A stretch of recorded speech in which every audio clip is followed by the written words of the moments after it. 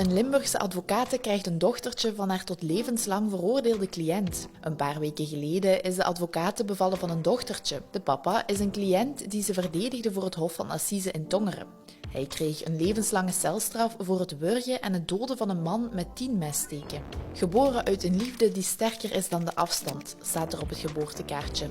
In 2022 sloeg de vonk over nadat de twee elkaar leerden kennen in aanloop naar het assiseproces. Nu, 4 jaar na de veroordeling tot levenslang, is hun dochtertje geboren. De advocate meldde haar relatie aan de Limburgse stafhouder van toen.